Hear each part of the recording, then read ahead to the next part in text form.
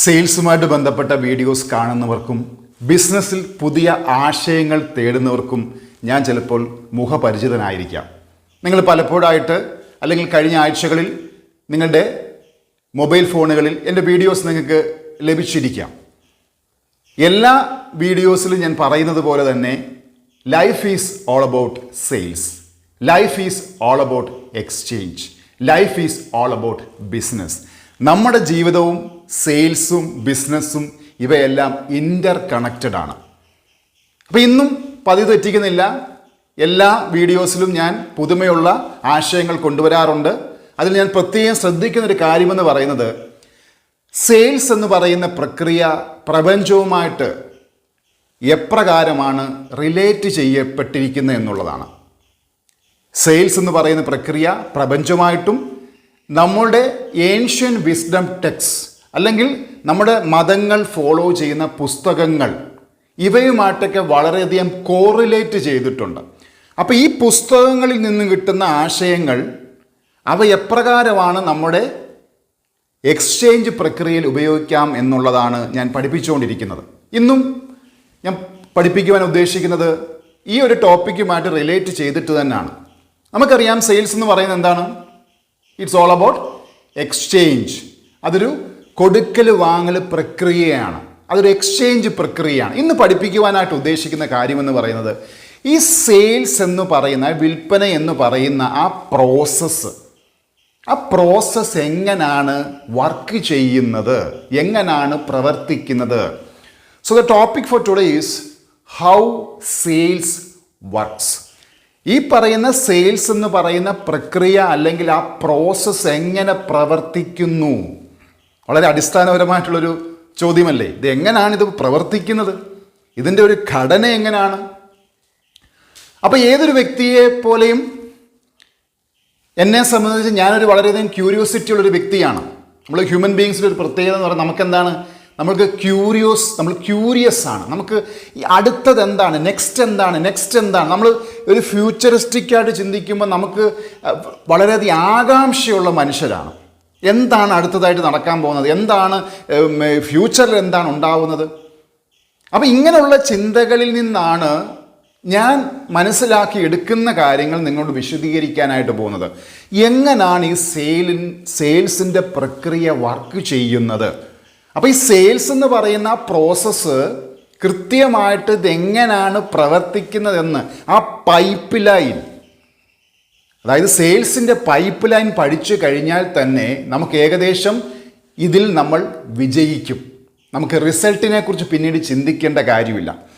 അപ്പോൾ ഇന്ന് ഞാൻ നിങ്ങളുമായിട്ട് വിശദീകരിക്കാൻ പോകുന്നത് ഈ സെയിൽസ് എന്ന് പറയുന്ന പ്രക്രിയ എന്തുമായിട്ടൊക്കെ റിലേറ്റ് ചെയ്യപ്പെട്ടിരിക്കുന്നു, അതിൽ എന്തൊക്കെ കാര്യങ്ങൾ നമ്മൾ മനസ്സിലാക്കിയെടുത്താൽ നമ്മുടെ സെയിൽസിൽ നമുക്ക് വിജയിപ്പിക്കാം.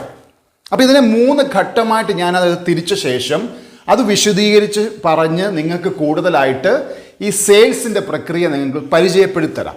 സെയിൽസ് എന്ന് പറയുന്നത് വെറും ഒരു പ്രവർത്തനമോ അല്ലെങ്കിൽ ഒരു എക്സ്ചേഞ്ചോ ഇവയൊന്നുമല്ല. ഇതിനകത്ത് ഡെപ്തായിട്ട് ഒത്തിരി കാര്യങ്ങൾ മനസ്സിലാക്കാനായിട്ടുണ്ട്.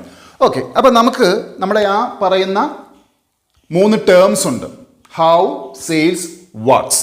ഇത് 3ഉം എങ്ങനെയാണ് പ്രവർത്തിക്കുന്നത്, നമുക്ക് ഈ ഒരു 21st സെഞ്ച്വറിയിൽ എപ്രകാരം നമുക്ക് പുതിയ മൈൽ സ്റ്റോണുകൾ ക്രിയേറ്റ് ചെയ്യാം എന്നുള്ളത് പഠിക്കാം.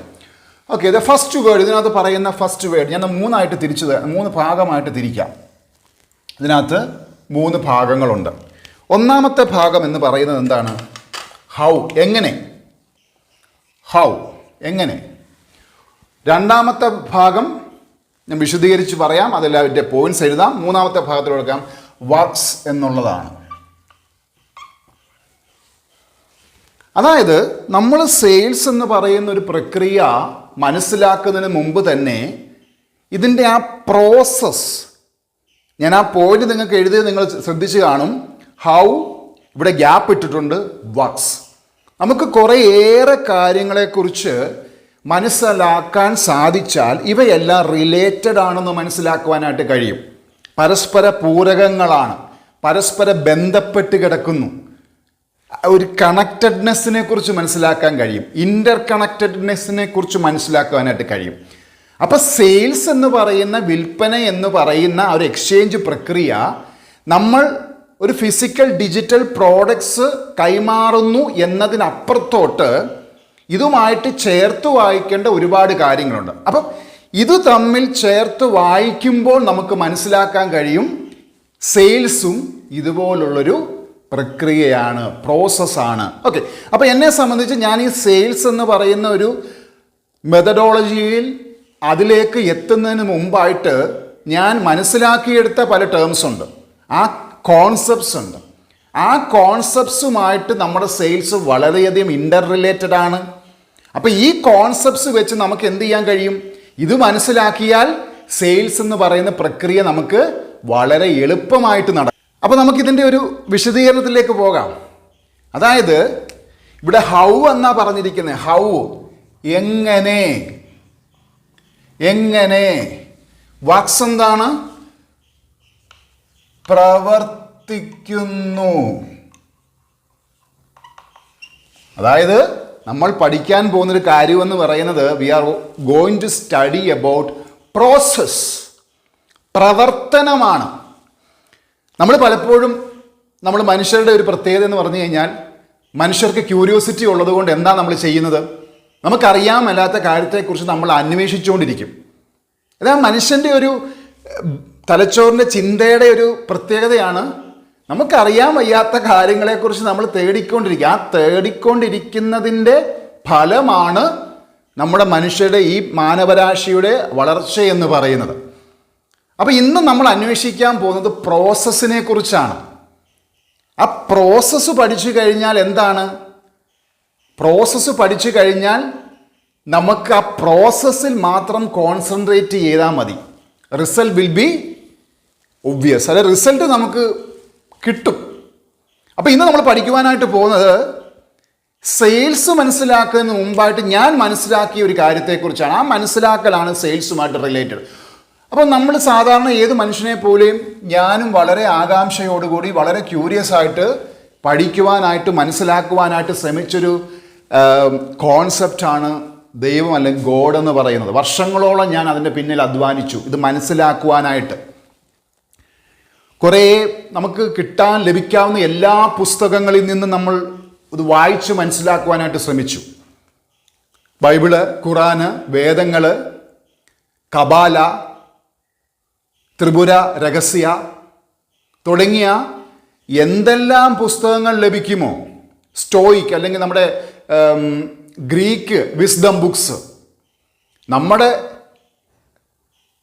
അവൈലബിൾ ആയിട്ടുള്ള ടെക്സ്റ്റ് ബുക്കുകൾ, അവൈലബിൾ ആയിട്ടുള്ള എല്ലാ വിധത്തിലുള്ള ഗ്രീക്ക് ആയിക്കോട്ടെ, നമ്മുടെ ഈജിപ്ഷ്യൻ ആയിക്കോട്ടെ, ഇന്ത്യൻ ആയിക്കോട്ടെ, എല്ലാ വിധമുള്ള പുസ്തകങ്ങളെ റെഫർ ചെയ്തുകൊണ്ട് എൻ്റെ അന്വേഷണത്തിൻ്റെ ഫലമായിട്ട് ഞാൻ മനസ്സിലാക്കി എടുത്തിരിക്കുന്നത് God is nothing but A process. God എന്ന് പറയുന്നത് ഒരു നൗൺ അല്ല, അതൊരു വെർബാണ് എന്നുള്ളതാണ്. നമ്മളെല്ലാവരും പറയാറുണ്ട് ദൈവം എന്ന് പറയുന്നത് അനന്തമാണ്, അജ്ഞാതമാണ്, അത് എല്ലാത്തിലുമുണ്ട്. ഞാനും സമ്മതിക്കുന്നു. അപ്പോൾ അതുകൊണ്ട് തന്നെ അതിൻ്റെ നേച്ചർ എന്ന് പറയുന്നത് പ്രവർത്തിക്കുന്നു എന്നതിലൂടെയാണ്. എല്ലാത്തിലും ഉണ്ടെങ്കിൽ അത് പ്രവർത്തനമല്ലേ. അപ്പം ഞാൻ മനസ്സിലാക്കുന്നു ഗോഡ് ഈസ് എ പ്രോസസ്. ദൈവത്തെ മനസ്സിലാക്കി കഴിഞ്ഞാൽ പിന്നെ അടുത്ത സ്റ്റേജ് എന്ന് പറഞ്ഞു കഴിഞ്ഞാൽ ഞാൻ കൂടുതൽ മനസ്സിലാക്കാൻ ശ്രമിക്കുന്നത് ഏത് മനുഷ്യനെ പോലെയും പ്രപഞ്ചം എന്താണെന്നുള്ളതാണ്. യൂണിവേഴ്സ് നമ്മുടെ അവൈലബിൾ ആയിട്ടുള്ള പുസ്തകങ്ങൾ, വായനകൾ, അറിവുകൾ, നമ്മൾ ആ ടേസ്റ്റുമായിട്ട് ബന്ധപ്പെട്ടുള്ള ആളുകളോട് സംസാരിക്കുമ്പോൾ പിന്നീട് നമ്മൾ എത്തിച്ചേരുന്നത് നമുക്ക് കാണുവാൻ കഴിയുന്ന പ്രപഞ്ചത്തിലേക്കാണ് എത്തിച്ചേരുന്നത്. പ്രപഞ്ചത്തെക്കുറിച്ച്, കോസ്മോസിനെ കുറിച്ച് കൂടുതൽ വായിക്കാനായിട്ട് ശ്രമിക്കുന്നു. അപ്പോൾ ഗോഡും പ്രപഞ്ചവും തമ്മിൽ എന്തെങ്കിലും ബന്ധമുണ്ടോ? ഇത് തമ്മിൽ റിലേറ്റഡ് ആണോ, ഇൻ്റർ റിലേറ്റഡ് ആണോ? പിന്നെ നമ്മുടെ മുമ്പിലുള്ള മൂന്നാമത്തെ അവൈലബിൾ ആയിട്ടുള്ള സോഴ്സ് എന്ന് പറയുന്നത് നേച്ചറാണ്. നേച്ചർ എന്താണ്? നേച്ചർ പ്രകൃതി. നമ്മുടെ മുമ്പിൽ പിന്നീട് അവൈലബിൾ ആയിട്ടുള്ളൊരു സോഴ്സ് എന്ന് പറയുന്നത് നമ്മുടെ ചുറ്റുപാടുമുള്ളൊരു പ്രകൃതിയാണ്. അപ്പോൾ ഞാൻ പറഞ്ഞു 3 തട്ടുകളെക്കുറിച്ചാണ് പറഞ്ഞത്. ഒന്ന് ഗോഡ്, യൂണിവേഴ്സ്, നേച്ചർ. ഇത് മൂന്ന് തമ്മിൽ എന്തെങ്കിലും റിലേഷൻ ഉണ്ടോ? എന്തെങ്കിലും തമ്മിൽ ഒരു കണക്ഷൻസ് ഉണ്ടോ? എന്തെങ്കിലും ഇവർ തമ്മിലൊരു ഹാർമണി ഈ പ്രോസസ്സിനകത്തുണ്ടോ? ഇതെല്ലാം നമ്മൾ പഠിച്ചു വരുമ്പോൾ ഒരു മുത്തിൻ്റെ മാലയിൽ കോർത്തെടുത്ത പോലുള്ള കാര്യങ്ങളാണ്. ഒന്ന് ഒന്നിനോട് അറ്റാച്ച്ഡ് ആണ്. അതായത് ഒരു മരത്തിൻ്റെ വേര് മുതൽ അതിൽ കായ്ക്കുന്ന പഴങ്ങൾ വരെ ഒന്നിനെ ഒന്നായിട്ട് കണക്റ്റഡ് ആണെന്ന് പറയുന്നത് പോലെ ഇതെല്ലാം ഇൻ്റർ റിലേറ്റഡ് ആണ്. നമുക്കത് സെപ്പറേറ്റ് ആയിട്ട് നമ്മൾ മനസ്സിലാക്കുന്നതിൻ്റെ കുഴപ്പം കൊണ്ട് സംഭവിക്കുന്നതാണ്. So everything is one. അപ്പം അവിടെ കൊണ്ടും നിൽക്കുന്നില്ല. നമ്മുടെ പഠനം എന്ന് പറയുന്നത് ഈ മൂന്ന് കാറ്റഗറിയിൽ മാത്രം നിൽക്കുന്നില്ല. ഗോഡിനെ കുറിച്ച് നമ്മൾ മനസ്സിലാക്കിയെടുക്കുന്നു, അത് പ്രോസസ്സാണെന്ന് മനസ്സിലാക്കുന്നു. യൂണിവേഴ്സ് എന്ന് പറയുന്നത് അതും ഒരു പ്രോസസ്സാണെന്ന് മനസ്സിലാക്കുന്നു. ഓട്ടോ ഡിറ്റക്റ്റ് എന്ന് പറയും, സ്വയം പ്രവർത്തിക്കുന്ന ഓട്ടോ ഡിറ്റക്റ്റ് ആണ്. അതുകൊണ്ട് തീർന്നില്ല. അടുത്തത് എന്താണ്? പ്രകൃതിയെക്കുറിച്ച് പഠിക്കുന്നു, നേച്ചറിനെ കുറിച്ച് പഠിക്കുന്നു. അതും എന്താണ് നമുക്ക് പറയുന്നത്? അതും നമുക്ക് വേണമെങ്കിൽ ആ പ്രോസസ്സ് നമുക്ക് വിശദീകരിക്കാനായിട്ട് കഴിയും. എല്ലാത്തിനും ആ പ്രോസസ്സിന് ആ പറയുന്ന നേച്ചറിൻ്റെ ഒരു ഹാർമോണിയാണ്, അതൊരു ഇക്കോസിസ്റ്റമാണ്, അത് പ്രവർത്തിക്കുന്നത് കൂട്ടായിട്ടാണ്, അതിനൊരു പാറ്റേൺ ഉണ്ട്. ആ പാറ്റേൺ മനസ്സിലാക്കിയെടുത്താലാണ് എന്ത് സംഭവിക്കുന്നത്? അതിൽ വിജയിക്കുവാനായിട്ട് കഴിയത്തുള്ളൂ. നമ്മൾ ആധുനിക മനുഷ്യരെക്കുറിച്ച് നമ്മൾ പറയുമ്പോൾ നമ്മുടെ പൂർവികന്മാർ എപ്രകാരമാണ് കൃഷി ചെയ്തതിനെക്കുറിച്ച് നമുക്കറിയാം. ഹണ്ടേഴ്സ് ആയിരുന്നു, ഹണ്ടർ ഗാദറേഴ്സ് ആയിരുന്നു. പിന്നീടാണ് അവർ കൃഷിയിലേക്ക് ഇറങ്ങുന്നത്. അപ്പം അവരെ സംബന്ധിച്ച് അവർ ഇവോൾവ് ചെയ്യുമ്പോൾ അവർ അന്ന് മനസ്സിലാക്കിയ കാര്യങ്ങളിൽ നിന്ന് കൂടുതൽ അഡ്വാൻസ് ആയിട്ടുള്ള കാര്യങ്ങൾ മനസ്സിലാക്കിയിട്ടാണ് ഇന്ന് പറയുന്ന ആധുനിക മനുഷ്യൻ എന്ന് പറയുന്ന ആ ഒരു നിലയിലേക്ക് നമ്മൾ മാറുന്നത്. അപ്പം നമ്മുടെ വിജ്ഞാനം അല്ലെങ്കിൽ നമ്മുടെ ചിന്തകൾ അവസാനിക്കുന്നുണ്ടോ? ഇല്ല. പിന്നെയുമാണ് അടുത്ത ടേമിലേക്ക് നമുക്ക് പോകാനായിട്ട് കഴിയുന്നത്. അടുത്തൊരു ടേമിലേക്ക് ഞാൻ എത്തിച്ചേർന്നു. ആ term is all about money. അതായത് ഒരു കോൺസെപ്റ്റ് മനസ്സിലാക്കി കഴിഞ്ഞാൽ ആ കോൺസെപ്റ്റുമായിട്ട് ചേരുന്ന മറ്റ് ഘടകങ്ങളെ കണ്ടെത്തുക. അത് ഇതുമായിട്ട് റിലേറ്റഡ് ആണോ, ഇതിനകത്ത് എന്തെങ്കിലും നമുക്ക് സിമിലർ ആയിട്ടുള്ള പാറ്റേൺസ് കണ്ടെത്താൻ കഴിയുന്നുണ്ടോ എന്ന് നമ്മൾ നോക്കും. അപ്പോൾ ഇതെങ്ങനെയാണ്? മണിക്ക് പാറ്റേൺ ഉണ്ടോ? ഇത് സെയിം പാറ്റേൺ ആണ്. എന്താണ് നമ്മൾ ഗോഡ് എന്ന് പറയുന്നത്, എന്താണ് യൂണിവേഴ്സ് എന്ന് പറയുന്നത്, എന്താണ് നേച്ചർ എന്ന് പറയുന്നത്, അതേ ഒരു പാറ്റേൺ സെറ്റിങ്സ് ആണ് മണിക്കുള്ളത്. It also works on a similar pattern. അവിടെ കൊണ്ടും അന്വേഷണം നിൽക്കുന്നില്ല, വീണ്ടും അന്വേഷിക്കുകയാണ്. അന്വേഷിച്ചെത്തുന്ന എവിടെയാണ്? സെയിൽസിലാണ്. സെയിൽസ്, വിൽപ്പന, എക്സ്ചേഞ്ച്. ഈ 5 കാര്യങ്ങളെക്കുറിച്ച് നമ്മൾ മനസ്സിലാക്കുമ്പോൾ we can see similar patterns. Pattern എന്ന് പറയുന്നതിനെക്കുറിച്ച് നിങ്ങൾക്ക് മനസ്സിലായി കാണുമായിരിക്കും. പാറ്റേൺ, ഇപ്പോൾ എൻ്റെ ഷർട്ട് എന്ന് പറയുന്നത് ഇറ്റ്സ് എ പാറ്റേൺ. ഇതുപോലത്തെ 100,000 ഷർട്ടുകൾ കാണാം. നേച്ചറിൽ പാറ്റേൺസ് ഉണ്ട്. നമുക്ക് ഏത് തരം മരങ്ങളെടുത്താലും പലതരത്തിലുള്ള ഫലങ്ങളെടുത്താലും അതിനകത്ത് അതിനേതായിട്ടുള്ള ചില പാറ്റേൺസ്, അതിന് മാത്രം കാണുന്ന ചില യുണീക്കായിട്ടുള്ള പാറ്റേൺസ് ഉണ്ട്. നമ്മുടെ കൈരേഖകൾ ഇതൊരു പാറ്റേൺ ആണ്. ചിലർ പറയാറുണ്ട് നമ്മുടെ കൈരേഖ പോലെ അല്ലെങ്കിൽ നമ്മുടെ ഈ പറയുന്ന തമ്പ് ഇംപ്രഷൻ പോലെ മറ്റൊരാൾക്കില്ലെന്ന് പറയാൻ. അത് നമ്മുടെ ഒരു യുണീക്കായിട്ടുള്ളൊരു പാറ്റേൺ ആണ്. ഇപ്പം എന്ന് പറയുന്നത് പോലെ നമ്മൾക്ക് പാറ്റേൺസ് ഐഡൻറ്റിഫൈ ചെയ്താൽ എന്താണ്? പാറ്റേൺസ് എന്ന് പറയുന്നത് ആ ഒരു പ്രോസസ്സാണ്. ആ പ്രോസസ്സ് നമ്മൾ ഐഡൻറ്റിഫൈ ചെയ്ത് കഴിഞ്ഞാൽ എന്താണ്? നമുക്ക് അടുത്ത സ്റ്റേജിലോട്ടുള്ള കാര്യങ്ങളെക്കുറിച്ച് നമുക്ക് കുറച്ചുകൂടെ ക്ലാരിറ്റി കിട്ടും. അപ്പോൾ ഇവിടെ നമ്മുടെ ആദ്യഘട്ടത്തിലോട്ടുള്ള നമ്മുടെ കണ്ടെത്തലുകൾക്കൊരു സമാപനമായി. ഇനി ഇത് വെച്ചിട്ടാണ് നമ്മൾ ഇനിയും അടുത്ത ഘട്ടത്തിലോട്ടുള്ള കാര്യങ്ങളെ മനസ്സിലാക്കുവാനായിട്ട് ശ്രമിക്കുന്നത്. അപ്പോൾ ഇവിടെ നമുക്ക് എന്താണ്, നമ്മുടെ ചോദ്യങ്ങൾക്ക് നമ്മൾ ഇവിടെ ഒന്ന് ഡിഫൈൻ ചെയ്യുകയാണ്. എന്താണ് ചോദ്യം? ഹൗ യൂണിവേഴ്സ് വർക്ക്സ്, അല്ലെ how God works, how nature works, how money works, how sales works. എങ്ങനെയാണ് ഈ പറയുന്ന ദൈവം, പ്രപഞ്ചം, പ്രകൃതി, പണം, വിൽപ്പന, ഇവ എങ്ങനെയാണ് പ്രവർത്തിക്കുന്നത്? ഇത് തമ്മിലുള്ളൊരു സിമിലാരിറ്റി ഉണ്ടോ? ആരെങ്കിലും ഈ സിമിലാരിറ്റി കണ്ടെത്തിയിട്ടുണ്ടോ? ഈ കണ്ടെത്തിയവരെ സംബന്ധിച്ചാണ് എന്ത്, അവർ അവരുടേതായിട്ടുള്ള മേഖലകളിൽ അവർ ബെറ്റർമെൻ്റ് ഉണ്ടാക്കുന്നത്, അവരറിഞ്ഞോ അറിയാതെയോ. ഇതിലേതെങ്കിലുമൊക്കെ കാര്യങ്ങൾക്ക് അവർക്ക് ഉത്തരം ലഭിച്ചു കാണും. അത് നമ്മൾ സാധാരണക്കാരൻ ചിന്തിക്കുന്ന രീതിയിലുള്ള ചിന്തകൾ വെച്ചാൽ ഇവയ്ക്ക് നമുക്ക് ഉത്തരങ്ങൾക്ക് കിട്ടത്തില്ല. സാധാരണക്കാരൻ ചിന്തിച്ചു വെക്കുന്നത് അവൻ ആ സ്ട്രെയിറ്റ് ഫോർവേഡ് എന്താണോ അവൻ്റെ തലച്ചോറിലേക്ക് സമൂഹം കുത്തി കൊടുക്കുന്നത് അല്ലെങ്കിൽ ഇട്ട് കൊടുക്കുന്നത്, അതിനപ്പുറത്തോട്ടുള്ളൊരു ഡിഫറെൻ്റ് രീതിയിൽ ചിന്തിക്കുവാൻ അവന് സാധിക്കുന്നില്ല. അതുകൊണ്ടാണ് ഈ പറയുന്ന ഫ്രസ്ട്രേഷൻസ് മുഴുവനും സംഭവിക്കുന്നത്. നമ്മുടെ ലൈഫിലുണ്ടാകുന്ന എല്ലാ വിധത്തിലുള്ള സഫറിങ്സും ഫ്രസ്ട്രേഷൻസും നമ്മൾ ഈഗോയിസ്റ്റിക് ബിഹേവിയറും നെഗറ്റീവ് തോട്ട്സും ഇവയെല്ലാം സംഭവിക്കുന്നത് നമുക്കിവ എങ്ങനെയാണ് പ്രവർത്തിക്കുന്നത് എന്നുള്ള അറിവില്ലായ്മ കൊണ്ടാണ്. ഇതെല്ലാം പ്രവർത്തിക്കുന്നത് അതിൻ്റേതായിട്ടുള്ള രീതിയിലാണ്. എന്നാൽ ഇവക്കൊരു സിമിലർ പാറ്റേൺ ഉണ്ട്. അതാണ് ഞാൻ വിശദീകരിക്കാനായിട്ട് പോകുന്നത്.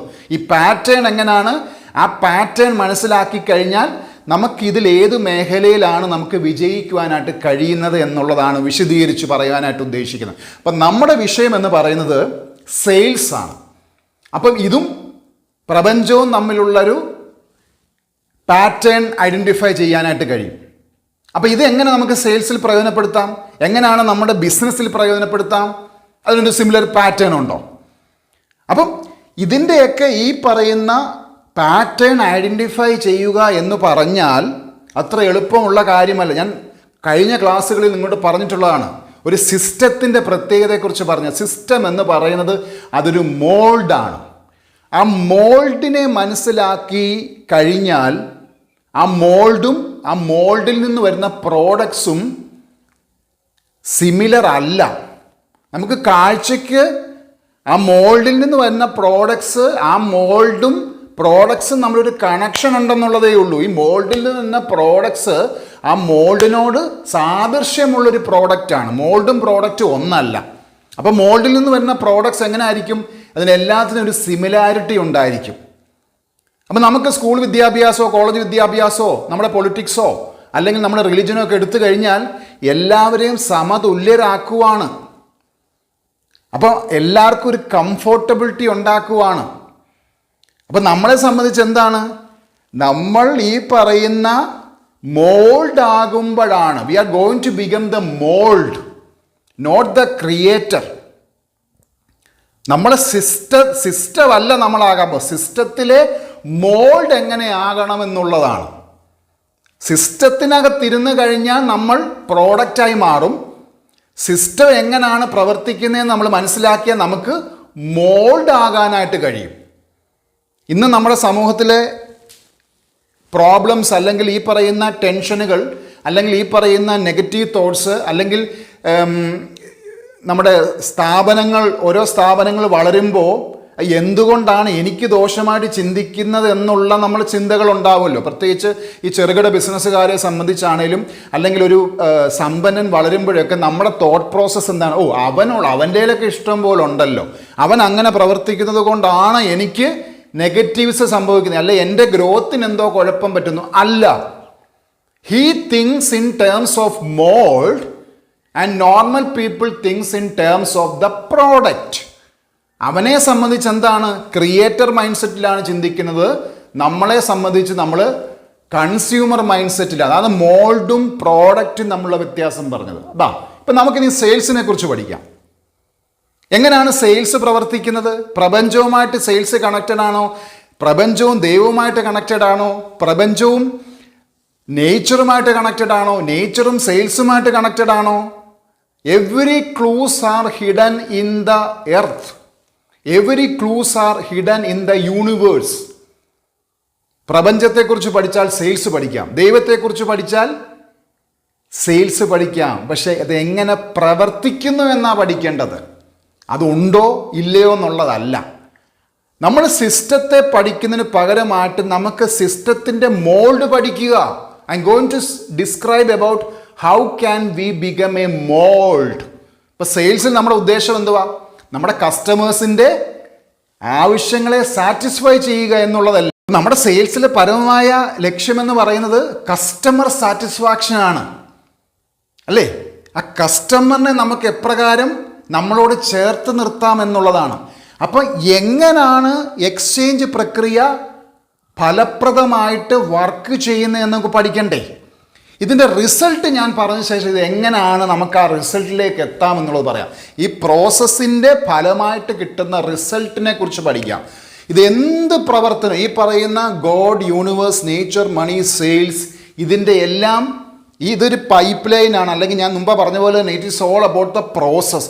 ഈ പ്രോസസ്സ് എന്ന് പറയുന്ന പൈപ്പ് ലൈനിൽ നിന്ന് വരുന്ന ബൈ പ്രോഡക്റ്റ് അല്ലെങ്കിൽ എൻഡ് റിസൾട്ട് എന്ന് പറയുന്നത് it is all about liberation.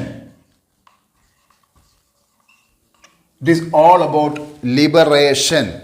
Liberation എന്ന് പറയുന്ന വാക്കിനെ കുറിച്ച് സിമ്പിളായിട്ട് പറഞ്ഞു കഴിഞ്ഞാൽ എന്താണ്? നമുക്ക് വിടുതൽ, അല്ലെങ്കിൽ അതിന് സ്വാതന്ത്ര്യം എന്നൊക്കെ വേണേൽ പറയാം, ഫ്രീഡം എന്ന് വേണേൽ പറയാം. ഫ്രീഡം അതായത് ഏതൊരു പ്രോസസ്സിനെ സംബന്ധിച്ചും അതിൻ്റെ എൻഡ് റിസൾട്ട് എന്ന് പറയുന്നത് ഫ്രീഡം അല്ലെങ്കിൽ ലിബറേഷൻ ആണ്. ഡെലിവറൻസ് എന്ന് പറയും, വിടുതൽ, ഡെലിവറൻസ്.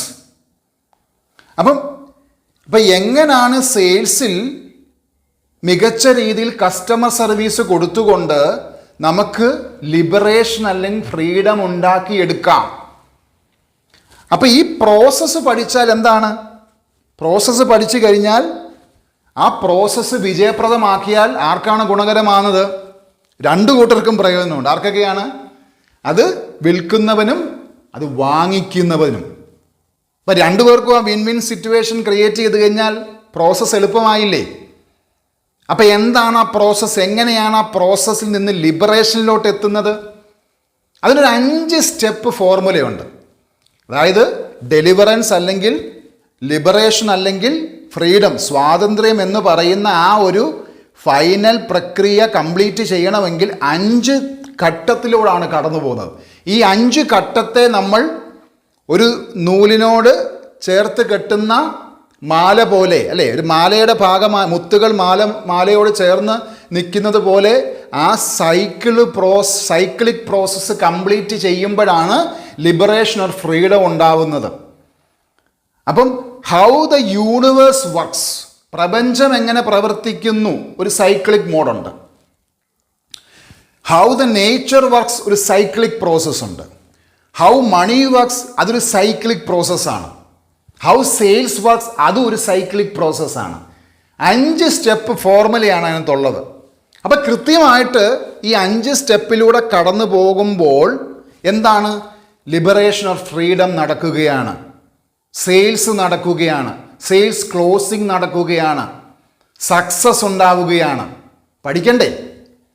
അപ്പം എന്തൊക്കെയാണ് സ്റ്റെപ്പുകൾ? ഈ സ്റ്റെപ്പുകൾ വിശദീകരിക്കുന്നതിന് മുമ്പായിട്ടൊരു ബേസിക് ആയിട്ടുള്ളൊരു എക്സ്ട്രാ പൈപ്പ് ലൈൻ ഇൻഫർമേഷൻ ഞാൻ പറഞ്ഞുതരാം. അതായത് ഈ പറയുന്ന പ്രോസസ്സിനകത്ത് എന്തൊക്കെ കാര്യങ്ങൾ നടക്കുന്ന ഒരു അഡീഷണൽ ഇൻഫർമേഷനാണ് എക്സ്പാൻഷൻ ആൻഡ് കോൺട്രാക്ഷൻ. അത് ഞാൻ കഴിഞ്ഞ ക്ലാസ്സുകളിലൊന്ന് വിശദീകരിച്ച് പറഞ്ഞതാ. ഇവിടെ അത് നടക്കുന്നുണ്ട്, എല്ലാത്തിലും നടക്കുന്നുണ്ട്. എക്സ്പാൻഷൻ ആൻഡ് കോൺട്രാക്ഷൻ പ്രപഞ്ചത്തിൽ നടക്കാറുണ്ട്. പ്രപഞ്ചം എക്സ്പാൻഡ് ചെയ്യുന്നുണ്ട്, ചില ഭാഗങ്ങൾ കോൺട്രാക്ഷൻ സംഭവിക്കുന്നുണ്ട്. ഇത് ഇവിടെയും സെയിൽസിലും ഉണ്ട്. അതായത് നമുക്ക് ചില കാര്യങ്ങൾ നേടിയെടുക്കണമെങ്കിൽ നമുക്ക് ചില കാര്യങ്ങളോട് നോ പറയാൻ പഠിക്കണം. നമ്മളൊരു സെയിൽസ്മാൻ ആണ്, അല്ലെങ്കിൽ നമ്മളൊരു സെയിൽസ് ടീമിനെ നമ്മൾ നയിക്കുന്നു, അല്ലെങ്കിൽ നമ്മളൊരു ബിസിനസ്സുകാരനാണ്. നമ്മൾ അവർക്ക് ഡെലിഗേഷൻ ഉൾപ്പെടെയുള്ള എല്ലാ ട്രിക്സും ടെക്നിക്സുകളും പ്രോസസ്സിൽ നമ്മൾ പഠിപ്പിച്ചു കഴിഞ്ഞു. അപ്പോൾ ഇവിടെ എന്താണ് നടക്കേണ്ടത്? ആ സൈക്ലിക് പ്രോസസ്സിൽ കസ്റ്റമറുടെ ആ ഹീറോ ജേർണിയിൽ കസ്റ്റമർ ആ പ്രോഡക്റ്റ് സർവീസ് ഇഷ്ടപ്പെട്ട ശേഷം അവിടെ ലിബറേഷൻ, ഫ്രീഡം സംഭവിക്കണം. അത് സംഭവിക്കണമെങ്കിൽ എന്ത് പറ്റണം? ആ എക്സ്ചേഞ്ച് പ്രക്രിയയിൽ എക്സ്പാൻഷൻ നടക്കണം, ചില കാര്യങ്ങൾക്ക് കോൺട്രാക്ഷൻ നടക്കണം. അതായത് യേസ് പറയാനും പറ്റണം, ചില കാര്യങ്ങളോട് നമുക്ക് നോ പറയാനും പറ്റണം. ആ നോ എന്ന് പറയുന്നത് കസ്റ്റമറോടല്ല, നമ്മളോട് തന്നെയാണ്. നമ്മൾ നോ പറയേണ്ടത്, ചില സിറ്റുവേഷനിൽ നോ പറയേണ്ടത് നമ്മളോടാണ്. അപ്പം പ്രപഞ്ചത്തിൻ്റെ എക്സ്പാൻഷൻ ആൻഡ് കോൺട്രാക്ഷൻ തിയറി നമ്മൾ സെയിൽസിലും വർക്കൗട്ടാക്കി എടുക്കാം. എങ്കിൽ മാത്രമേ എന്ത് സംഭവിക്കത്തുള്ളൂ? ലിബറേഷൻ, ഫ്രീഡം ഓർ ഡെലിവറൻസ് അല്ലെങ്കിൽ വിടുതൽ എന്ന് പറയുന്നത് സംഭവിക്കത്തുള്ളൂ. ഇൻഡിപെൻഡൻ്റ് എന്ന് വേണേൽ പറയാം. നമ്മൾ പലപ്പോഴും നമ്മൾ സാധാരണക്കാരായ മനുഷ്യരെ സംബന്ധിച്ച് ഇൻഡിപെൻഡൻ്റ് ആകുക എന്ന് പറയുന്ന ഒരു ചിന്തയെപ്പറ്റി പറയാറുണ്ട്. അത് പലപ്പോഴും നമ്മുടെ കുടുംബത്തിലോ അല്ലെങ്കിൽ നമ്മൾ ആരുടെ കീഴിൽ നിന്നാണോ നമ്മൾ കൂടുതൽ പഠിക്കാൻ ആഗ്രഹിക്കുന്നത്, അവർക്ക് പലപ്പോഴും ആ ഇൻഡിപെൻഡൻ്റ് എന്ന് പറയുന്ന പ്രോസസ്സിനെ കുറിച്ച് കൃത്യമായ ധാരണയില്ലാത്തത് കാരണം ആ വ്യക്തിക്ക് വേണ്ടതായിട്ടുള്ള സ്കിൽ സെറ്റ്സുകൾ നമ്മൾ പറഞ്ഞു കൊടുക്കുവാനോ അത് മനസ്സിലാക്കി കൊടുക്കുവാനോ അയാളെ കൊണ്ട് അക്വയർ ചെയ്യുവാനോ മെനക്കെടാറില്ല. അതിൻ്റെ ഫലമായിട്ട് എന്ത് സംഭവിക്കുന്നു? അയാൾക്ക് സ്കിൽസ് ഒന്നും ഉണ്ടാവില്ല. നിങ്ങളൊരു സ്കിൽ സെറ്റ് അക്വയർ ചെയ്തിട്ടുണ്ടെങ്കിൽ ഉറപ്പായിട്ടും അത് 10 പേർക്ക് നിങ്ങൾ പകർന്നു കൊടുക്കണം. That is the policy of the nature. ആ സീഡ്സ് നിങ്ങൾ കണ്ടില്ലേ? നമ്മൾ ഇന്ന് കാണുന്ന ഈ പ്രകൃതിയിൽ കാണുന്ന എല്ലാ വൃക്ഷങ്ങളുടെയും നമ്മൾ മനുഷ്യർ ഉൽപ്പാദിപ്പിച്ചതല്ലല്ലോ എല്ലാം. അത് നമ്മൾ പ്രകൃതിയിലേക്ക് വിതറുകയല്ലേ. മനുഷ്യരുടെ പ്രക്രിയയും അതിനകത്ത് ഭാഗമാകുന്നു. ഈ പ്രകൃതിയിലേക്ക് വിതറിക്കിട്ടുന്ന ഈ എല്ലാ വിത്തുകളുടെയും എന്താണ്? നമ്മളതിൻ്റെ ഫലം അനുഭവിക്കുകയാണ്. അത് പ്രകൃതിയാൽ തന്നെ സംഭവിക്കുന്നു, മനുഷ്യൻ്റെ ഇടപെടലിലും സംഭവിക്കുന്നു. അപ്പം വിതറിയാൽ മാത്രമേ ഈ പറയുന്നത് പോലെ തന്നെ നമ്മൾ വിത്ത് പാകിയാലല്ലേ അതിൻ്റെ ഫലം കിട്ടത്തുള്ളൂ. അപ്പം സ്കിൽസ് നിങ്ങൾക്കുണ്ടെങ്കിൽ നിങ്ങൾ മറ്റുള്ളവർക്ക് പകർന്നു കൊടുക്കണം. ഉള്ളിലേക്ക് മാത്രം സ്വീകരിക്കാനിരുന്നാൽ പോരാ, അത് മറ്റുള്ളവർക്കും കൊടുക്കണം. അപ്പം ലിബറേഷൻ എന്ന് പറയുന്ന ഫ്രീഡം സംഭവിക്കണമെങ്കിൽ 5 സ്റ്റെപ്പ് ഫോർമുലയെക്കുറിച്ച് ഞാൻ പറഞ്ഞ് മനസ്സിലാക്കി തരാം. ആദ്യത്തെ സ്റ്റേജ് എന്ന് പറയുന്നത് acknowledge inner turmoil. Inner turmoil എന്ന് പറയുന്നത് എല്ലാ മനുഷ്യർക്കും സംഭവിക്കുന്ന ഒരു കാര്യമല്ല. ഇന്നർ ടർമോയിൽ എല്ലാവർക്കും ഒരുപോലെ സംഭവിക്കത്തില്ല. ഇത് എങ്ങനെയാണ് ഇവ പ്രവർത്തിക്കുന്നതെന്നും അതിനെക്കുറിച്ച് അന്വേഷിക്കുന്നവർക്ക് മാത്രമേ എന്ത് സംഭവിക്കത്തുള്ളൂ? Inner turmoil. അത് ഉള്ളിൽ സംഭവിക്കുന്ന ഒരു മാറ്റമാണ്, ഒരു ഷിഫ്റ്റാണ്. അപ്പോൾ എന്താണത്? Inner turmoil. Acknowledging inner turmoil. Inner turmoil എന്ന് പറയുന്നത് എൻ്റെ ആന്തരികമായിട്ടുള്ള മാറ്റങ്ങളെക്കുറിച്ച് ഞാൻ ബോധവാനാകുക. എൻ്റെ ഉള്ളിലുള്ള മാറ്റങ്ങൾ അല്ലെ എൻ്റെ ഉള്ളിൽ മാറ്റേണ്ട കാര്യങ്ങളെക്കുറിച്ച് ഞാൻ ബോധവാനാകുക. അക്നോളജിങ്, ഞാൻ സമ്മതിക്കുന്നു എൻ്റെ ഉള്ളിൽ മാറ്റങ്ങൾ വേണം. അപ്പം എൻ്റെ ഉള്ളിലുള്ള മാറ്റങ്ങൾ സംഭവിച്ചെങ്കിൽ മാത്രമേ അതിൻ്റെ റിസൾട്ടാണ് ഞാൻ മുമ്പ് പറഞ്ഞ ലിബറേഷൻ എന്ന് പറയുന്നത്. അതിൻ്റെ റിസൾട്ട് ഔട്ട്സൈഡാണ്. ആ പ്രോസസ് ഇൻസൈഡും റിസൾട്ട് ഔട്ട്സൈഡും അതൊരു യൂണിവേഴ്സൽ ട്രൂത്താണ്. ദൈവത്തെ ഞാൻ എൻ്റെ ഉള്ളിൽ അന്വേഷിച്ചെങ്കിലേ എന്ത് കണ്ടെത്താൻ കഴിയത്തുള്ളൂ?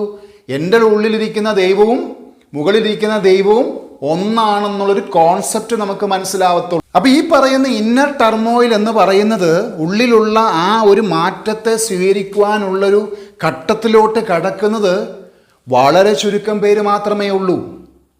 വളരെ ചുരുക്കം മാത്രം ആളുകളേ ഉള്ളൂ. അവർക്ക് ഒരു സാധാരണക്കാരനെ സംബന്ധിച്ച്, അതായത് ലോകത്തിലുള്ള 95% മലയാളികളിൽ വേണമെങ്കിൽ ഞാൻ 1% എന്ന് പറയാം, 1% താഴെ ഉള്ളൂ ഈ ഇന്നർ ടർമോയിൽ നടക്കില്ല. കാരണം നമ്മൾ ഈ 5 സെൻസസ്, നമ്മളെ പുറമേ കാണുന്ന 5 സെൻസ് വെച്ച് നമ്മൾ ലോകത്തെ പരിശോധിക്കാൻ പോയി കഴിഞ്ഞാൽ ഈ സംഭവം നടക്കത്തില്ല. ഇന്നർ ടർമോയിൽ അല്ലെങ്കിൽ ഉള്ളിലുള്ള മാറ്റം സംഭവിക്കത്തില്ല. We have to think with our 6th sense. ഈ 6th സെൻസ് വർക്കൗട്ട് ആകുന്നവരാണ് എന്ത് ചെയ്യുന്നത്? അവരിലാണ് ഉള്ളിൽ ആ മാറ്റം സംഭവിക്കുന്നത്. അല്ലാത്തവർക്ക് എന്താണ്? ഒരേ പേസിൽ കാര്യങ്ങൾ നടന്നു പോവുകയാണ്. അവരിൽ ഒരു മാറ്റവും സംഭവിക്കുന്നില്ല. രണ്ടാമത്തെ പോയിന്റ് എന്ന് പറയുന്നത്, അപ്പം നമ്മുടെ ഉള്ളിൽ ആ ഇന്നറായിട്ടുള്ളൊരു മാറ്റം സംഭവിച്ച ശേഷം നമ്മൾ അടുത്ത ഘട്ടത്തിലോട്ട് കടക്കുകയാണ്. അടുത്ത രണ്ടാമത്തെ ഘട്ടം എന്തുവാ? രണ്ടാമത്തെ ഘട്ടം എന്ന് പറയുന്നത് സീക്ക് അഡ്വൈസ്. അതായത് നമ്മളിൽ ആ ഉള്ളിൽ ആ മാറ്റം സംഭവിച്ചു എന്ന് നമുക്ക് ബോധ്യപ്പെടുമ്പോൾ നമ്മൾ എന്ത് ചെയ്യുന്നു? നമ്മൾ ആ ബോധ്യപ്പെടുന്ന കാര്യത്തെക്കുറിച്ച് നമ്മൾ അത് ചേർത്ത് വായിക്കുവാൻ കപ്പാസിറ്റി ഉള്ള ആളുകളുമായിട്ട് അത് ഷെയർ ചെയ്യുന്നു. അവരുടെ സപ്പോർട്ട് നമ്മൾ ആഗ്രഹിക്കുന്നു. അവർ നമ്മൾക്ക് സപ്പോർട്ട് തരുന്നു. Seek advice and support. അത് വ്യക്തികളാണോ എന്നില്ല. ഈ ഉള്ളിലുണ്ടാകുന്ന മാറ്റങ്ങൾ മനസ്സിലാക്കുന്ന വ്യക്തി ഇത് കൂടുതൽ മനസ്സിലാക്കുവാനായിട്ട് പുസ്തകങ്ങൾ അന്വേഷിക്കും. ഞാൻ പറഞ്ഞ പോലെ പ്രപഞ്ചത്തിലേക്ക് അവർ അന്വേഷിക്കും, ദൈവത്തെ അന്വേഷിക്കും, ഉള്ളിലേക്ക് അന്വേഷിക്കും, പ്രകൃതിയിൽ അന്വേഷിക്കും. അല്ലെങ്കിൽ ഈ പറയുന്ന ഈ കോൺസെപ്റ്റുമായിട്ട് ചേരുന്ന വ്യക്തികളിൽ നിന്ന് കാര്യങ്ങൾ കൂടുതൽ മനസ്സിലാക്കിയെടുക്കാനായിട്ട് ശ്രമിക്കും. സ്റ്റേജ് നമ്പർ 2 ആണിത്. Stage number 2. മൂന്നാമത്തെ കാര്യം എന്താണ്? അപ്പോൾ ഉള്ളിൽ ആ മാറ്റങ്ങളെക്കുറിച്ച് ബോധവാനാകുന്നു, ആളുകളിൽ നിന്നോ പുസ്തകങ്ങളിൽ നിന്നോ കൂടുതൽ കാര്യങ്ങൾ മനസ്സിലാക്കിയെടുക്കുന്നു. അടുത്തതായിട്ടുള്ള കാര്യം എന്താണ്? മൂന്നാമത്തെ കാര്യം എന്ന് പറഞ്ഞാൽ എന്താണ്? Avoiding negative emotions. അതായത് ഘട്ട 1ഉം 2ഉം കഴിഞ്ഞ് അവർക്ക് ഏകദേശം കാര്യം മനസ്സിലായി. അതായത് എന്നിൽ ആ ചേഞ്ച് ഉണ്ടാകുന്നു, എന്നിൽ ആ മാറ്റങ്ങൾ ഉണ്ടാകുന്നു, കൂടുതൽ കാര്യങ്ങൾ മനസ്സിലാക്കുന്നു. ഇനി ഞാൻ എന്തിനെ പുറന്തള്ളണം? I have to avoid negative emotions. എൻ്റെ ഉള്ളിലുള്ള നെഗറ്റീവ് ഇമോഷൻസിനെ ഞാൻ തള്ളിക്കളഞ്ഞെങ്കിൽ മാത്രമേ എന്ത് ചെയ്യത്തുള്ളൂ? ഈ പറയുന്ന മാറ്റങ്ങൾക്ക് പ്രയോജനം ഉണ്ടാവത്തുള്ളൂ. അതായത് ഞാൻ മാറ്റങ്ങൾക്ക് വിധേയനാണെന്ന് മനസ്സിലാക്കുന്നു. I want to become the change, I am becoming the change. അതിനുശേഷം പിന്നെയും ഉള്ളിൽ കിടക്കുന്ന ആ പറയുന്ന നെഗറ്റീവ് ഇമോഷൻസ് ആയിക്കോട്ടെ, മറ്റ് ചിന്തകളായിക്കോട്ടെ, എന്തൊക്കെ കാര്യങ്ങളായിക്കോട്ടെ, ഇതെല്ലാം മാറ്റാതെ കിടന്നാൽ ഞാനും ഇതുവരെ ഉണ്ടാക്കിയെടുത്തത് നമ്മൾ എന്താണ് വ്യത്യാസം? അപ്പോൾ ഒരു പ്രോഗ്രസീവ് മൈൻഡ് സെറ്റ് ഉള്ള ഒരു സെയിൽസ്മാന്, ആ വിൽപ്പനക്കാരനെ കുറിച്ച് ഞാൻ പറയുന്നത് എന്താണ്? വിൽപ്പനക്കാരെന്ന് പറയുന്നത് anyone can be A salesman. അപ്പോൾ ഉള്ളിൽ ആ ട്രാൻസ്ഫോർമേഷൻ ഉണ്ടാകുന്ന വ്യക്തിയെ സംബന്ധിച്ച് എന്ത് സംഭവിക്കുന്നു? അവർക്ക് മൂന്നാമത് എന്ത് സംഭവിക്കുന്നു? നെഗറ്റീവ് ഇമോഷനെ കളയണം, കളഞ്ഞേ പറ്റത്തുള്ളൂ. അവർ കളയും. 4ാം സ്റ്റേജിലോട്ട് അവർ കടക്കുകയാണ്. എന്താണ് 4ാമത്തെ സ്റ്റേജ് എന്ന് പറയുന്നത്? Renew spirit and mind. ഈ 4ാമത്തെ സ്റ്റേജിൽ സംഭവിക്കുന്ന കാര്യം, അതായത് ഇവർക്ക് 4ാമത്തെ സ്റ്റേജിൽ സംഭവിക്കുന്ന ഒരു കാര്യമെന്ന് പറയുന്നത് അവർക്കൊരു പുതിയ മൈൻഡ് സെറ്റ് ഉണ്ടാക്കിയെടുക്കുകയാണ്. പുതിയ സ്പിരിറ്റ് അല്ലെങ്കിൽ സോൾ എന്ന് പറയുന്ന ഒരു ട്രാൻസ്ഫോർമേഷൻ അവരിൽ ഉണ്ടാവുകയാണ്. അതായത് ഈ പഴയ ചിന്തകളും പഴയ തോട്ട് പ്രോസസ്സും പഴയ ആശകളും പഴയ ആശയങ്ങളും ഇവയെല്ലാം ഈ പറയുന്ന ഈ ഓൾഡ് മൈൻഡിൽ നിന്ന് മാറിപ്പോവുകയാണ്. ഒരു ഡീക്ലട്ടറിങ് നടക്കുകയാണ്. ഒരു ന്യൂറോ പ്ലാസ്റ്റിസിറ്റി അവിടെ നടക്കുകയാണ്. ഒരു പുതിയ ന്യൂറോൺസിൻ്റെ ഫോർമേഷൻസ് അവിടെ നടക്കുകയാണ്. അതായത് കംപ്ലീറ്റ് ആയിട്ട് ആ പഴയ സ്റ്റേജിൽ നിന്ന് പുതിയ വ്യക്തിയായിട്ട് മാറുകയാണ്. ന്യൂ ഹ്യൂമൻ ബീയിങ് ആയിട്ട് മാറുകയാണ്. അതായത് from an old human being to future human being future ഹ്യൂമനായി മാറുകയാണ്. അതല്ല, ഈ ട്രാൻസ്ഫോർമേഷൻ സ്റ്റേജിൽ സംഭവിക്കുന്നതാണ്. ഇത് സാധാരണ സെയിൽസ്മാൻമാരിലോ സാധാരണ വ്യക്തികളിലോ ഇത് സംഭവിക്കില്ല. വൈ? ബിക്കോസ് അവർക്കിത് എങ്ങനെയാണ്, ഇതിനെക്കുറിച്ച് അവർ ചിന്തയുണ്ടെങ്കിലല്ലേ ഉള്ളൂ. അതായത് ഈ പ്രോസസ്സിൻ്റെ പുറകെ അന്വേഷിക്കുന്നവർക്ക് മാത്രമേ ഇതിലോട്ട് എത്തിച്ചേരാനായിട്ട് കഴിയത്തുള്ളൂ. 4ാമത്തെ എന്താ? Renewing spirit and mind. മൈൻഡിൽ ട്രാൻസ്ഫോർമേഷൻ ഉണ്ടാവുകയാണ്, മാറ്റങ്ങൾ ഉണ്ടാവുകയാണ്. 5ാമത്തെ സ്റ്റേജ് എന്ന് പറയുന്നത് എന്താണ്? മെയിൻറ്റെയിൻ പീസ്, സമാധാനം. സ്റ്റേജ് നമ്പർ 1ൽ നിന്ന് സ്റ്റേജ് നമ്പർ 5ലേക്കുള്ള ആ സെയിൽസ്മാൻ അല്ലെങ്കിൽ ഇൻഡ്യൂട്ടീവ് ടൈപ്പ് ഓഫ് സെയിൽസ്മാൻ്റെ യാത്ര കണ്ടോ? ന്യൂ ജനറേഷൻ ടൈപ്പ് അല്ലെങ്കിൽ പ്രോഗ്രസീവ് മൈൻഡ് സെറ്റ് ഉള്ള ന്യൂ എർത്തിനെ കുറിച്ച് ചിന്തിക്കുന്ന ആ സെയിൽസ്മാൻ്റെ യാത്ര എന്താണ്? ഉള്ളിലുണ്ടാകുന്ന ചേഞ്ചസ്, ടർമോയിൽ. 2ാമത് seeking advice and support from people and also books. Available ആയിട്ടുള്ള കാര്യങ്ങൾ സപ്പോർട്ട് ചോദിക്കുന്നു. 3ാമത്തെ എന്താണ്? നെഗറ്റീവ് ഇമോഷൻസിനെ ആ വ്യക്തി മാറ്റുന്നു. 4ാമത്തെ എന്താണ്? Renewed mind. പുതിയ ചിന്തകളാണ്, പുതിയ ചിന്തകൾ, പുതിയ ആശയങ്ങൾ, പുതിയ വഴികൾ. സിക്സ്ത് സെൻസ് തിങ്കിങ്ങിലോട്ട് കടക്കുവാണ്. ഗട്ട് ഫീലിംഗ് ഉണ്ടാവുകയാണ്. ആ ഗട്ടും മൈൻഡുമായിട്ടുള്ള കണക്ഷൻ വർദ്ധിക്കുന്നു. 5ാമത്തെ എന്താണ്? മെയിൻറ്റെയിനിങ് പീസ്, സമാധാനം. ഇതിൻ്റെ റിസൾട്ടാണ് ഞാൻ മുമ്പ് പറഞ്ഞ എന്താണ്? ലിബറേഷൻ അല്ലെങ്കിൽ ഫ്രീഡം. അപ്പം യഥാർത്ഥത്തിൽ ഒരു സെയിൽസ്മാൻ അല്ലെങ്കിൽ 21st സെഞ്ച്വറി സെയിൽസ്മാൻ, ന്യൂജൻ സെയിൽസ്മാനെ സംബന്ധിച്ച് എങ്ങനെയാണ് ഈ പറയുന്ന സെയിൽസ് നടക്കുന്നത് എന്നുള്ളത് ഈ പറയുന്ന എല്ലാ വിധത്തിലുള്ള 5 സ്റ്റേജിലൂടെ അയാൾ കടന്നു പോകുമ്പോഴാണ്. അതായത് ഒരു കസ്റ്റമറെ കാണുമ്പോൾ, കസ്റ്റമർ അയാളിലേക്ക് എത്തുമ്പോൾ, അയാൾ ആ കസ്റ്റമറിലേക്ക് എത്തുന്നതിന് മുമ്പായിട്ട് ഈ 5 സ്റ്റേജിലൂടെയും കടന്നു പോകും. ഈ 5 സ്റ്റേജിലൂടെയും കടന്നു പോയിട്ട് ആ പറയുന്ന ബിസിനസ് അല്ലെങ്കിൽ ആ പറയുന്ന സെയിൽസ് സക്സസ് ആയി കഴിയുമ്പോൾ, സെയിൽസ് ക്ലോസിംഗ് നടക്കുമ്പോൾ ലിബറേഷൻ, ഡെലിവറൻസ്, സമാധാനം, വിടുതൽ, ഫ്രീഡം സംഭവിക്കുന്നു. ആർക്കാണ്? The person who carried this one. നമ്മൾ സെയിൽസ്മാനെ കുറിച്ചാണ് പറയുന്നേ. അതായത് കാര്യങ്ങൾ കൃത്യമായിട്ട് മനസ്സിലാക്കി അതിനെ എല്ലാ വിധത്തിലുള്ള നെഗറ്റീവ് ഇമോഷൻസിനെയും ഡിക്ലട്ടർ ചെയ്ത ശേഷം പുതിയ വ്യക്തിയായി മാറിയ ശേഷം സംഭവിക്കുന്നത് എന്താണ്?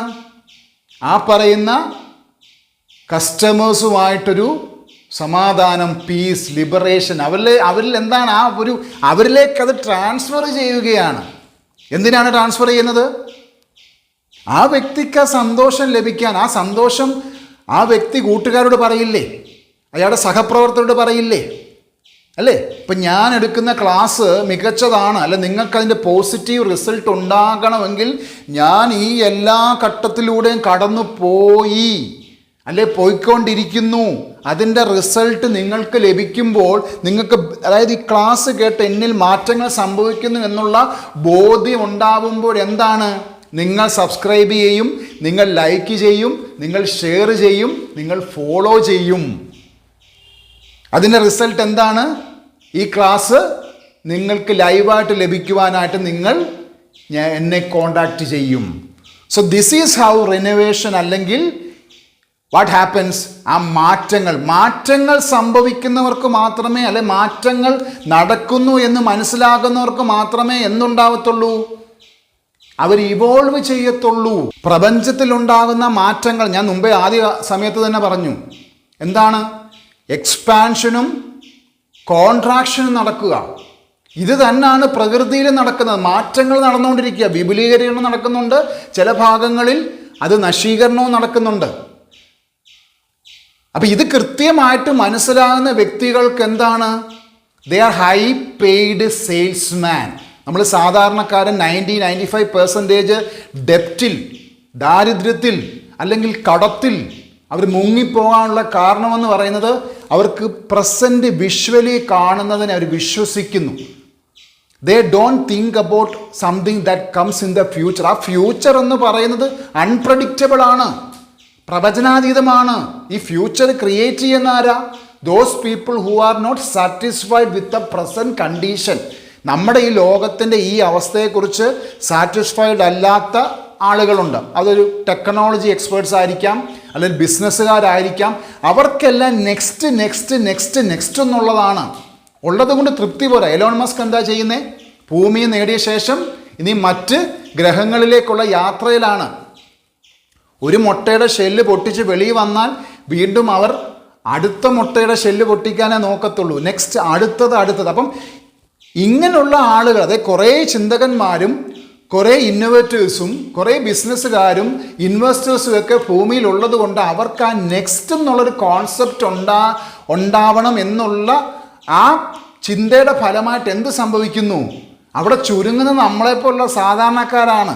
അതുകൊണ്ടാണ് ഞാൻ പറയുന്നത്, you have to think like a business man, you have to think like a salesman. ബുദ്ധൻ പറഞ്ഞിരിക്കുന്ന പോലെ you become what you think. Rumi പറഞ്ഞിരിക്കുന്നത് പോലെ നിങ്ങൾ എന്ത് അന്വേഷിക്കുന്നു അതാണ് നിങ്ങൾ. നമ്മളൊരു അന്വേഷകനായി മാറണം. I am a powerful salesman. അപ്പോൾ ഈ പറയുന്ന 5 ഘട്ടത്തിലൂടെ കടന്നു പോകുന്നൊരു സെയിൽസ്മാനെ സംബന്ധിച്ച് he is delivering liberation or freedom to the customer. അവർ തമ്മിൽ എന്താണ്? ഭായി ആയി, അല്ലേ? ഒരാഴ്ചയ്ക്ക് ശേഷം ഈ പറയുന്ന സെയിൽസ്മാനുമായിട്ട് സൗഹൃദം സ്ഥാപിക്കാനായിട്ട് കസ്റ്റമർ കൊണ്ടുവരുന്നത് ചിലപ്പോൾ അയാളുടെ കുടുംബത്തെ ആയിരിക്കാം, സുഹൃത്തുക്കളെ ആയിരിക്കാം, അയാളുടെ ബന്ധുക്കളെ ആയിരിക്കാം. അപ്പോൾ ആ സർക്കിൾ വീണ്ടും വീണ്ടും എന്താണ്, വീണ്ടും വീണ്ടും ശക്തമായിക്കൊണ്ടിരിക്കുകയാണ്. നമുക്ക് കഴിയുന്നുണ്ടോ? നമുക്കൊരു വാട്സപ്പ് കമ്മ്യൂണിറ്റി ഉണ്ടാക്കി നമ്മുടെ ബിസിനസ്സിനെയോ സെയിൽസിനെയോ ഗ്രോ ചെയ്യാൻ കഴിയുന്നുണ്ടോ? നമുക്കൊരു ഇൻസ്റ്റാഗ്രാം പേജ് ഉണ്ടോ? നമ്മൾ വളരുന്നുണ്ടോ? നമുക്കൊരു യൂട്യൂബ് ചാനലുണ്ടോ? നമ്മൾ വളരുന്നുണ്ടോ? നമുക്ക് ലോക്കൽ ബിസിനസ്സുമായിട്ട് ബന്ധപ്പെട്ടിരിക്കുന്ന ആളുകളുമായിട്ട് കണക്റ്റഡ് ആവാൻ കഴിയുന്നുണ്ടോ? ഈ ചോദ്യങ്ങളാണ് ഞാൻ മുന്നോട്ട് വെക്കുന്നത്. നമുക്ക് കഴിയണ്ടേ? നമ്മുടെ പുറമേ കാണുന്ന മാറ്റങ്ങൾക്ക് അതിജീവിച്ചുകൊണ്ട് നമുക്ക് മുന്നേറാൻ കഴിയണ്ടേ? എല്ലാ കാലത്തും നമ്മുടെ മാളുകളെ കുറ്റം പറഞ്ഞതുകൊണ്ടോ അല്ലെ ഓൺലൈൻ ഡെലിവറിയെ അല്ലെ ഓൺലൈൻ പ്ലാറ്റ്ഫോമുകളെ കുറ്റം പറഞ്ഞ് നമുക്ക് ജീവിക്കാൻ പറ്റത്തില്ലല്ലോ. മനുഷ്യൻ്റെ ഒരു ക്യൂരിയോസിറ്റി എന്ന് പറയുന്നത് നെക്സ്റ്റ് നെക്സ്റ്റ് നെക്സ്റ്റ്, ഏത് human being next next next. അപ്പം അവൻ്റെ ആവശ്യങ്ങളെ സാറ്റിസ്ഫൈ ചെയ്ത് കൊടുക്കാൻ നമുക്ക് കഴിയുന്നില്ല എങ്കിൽ നമ്മുടെ വിൽപ്പന കൊണ്ട് എന്താ ഗുണം? അപ്പം കാലഘട്ടം അനുസരിച്ച് മാറാൻ തയ്യാറാവണം. കാലഘട്ടം അനുസരിച്ച് കസ്റ്റമറെ അവൻ്റെ ലൈഫ് പ്രോസസ്സിനെ അവൻ്റെ ആവശ്യങ്ങൾക്ക് ലിബറേഷൻ അല്ലെങ്കിൽ ഫ്രീഡം കൊടുക്കാൻ കഴിയണം. അപ്പോൾ അങ്ങനെയുള്ള ഇൻഡ്യൂട്ടീവ് ടൈപ്പ് ഓഫ് സെയിൽസ്മാൻ ആകാൻ നിങ്ങൾക്ക് കഴിയണം. എൻ്റെ യാത്രയിൽ നിങ്ങളും എൻ്റെ കൂടെ ഉണ്ടാവണം. മറ്റൊരു എപ്പിസോഡിൽ മറ്റൊരു വീഡിയോയിൽ കാണുന്നവരേക്കും നമസ്കാരം.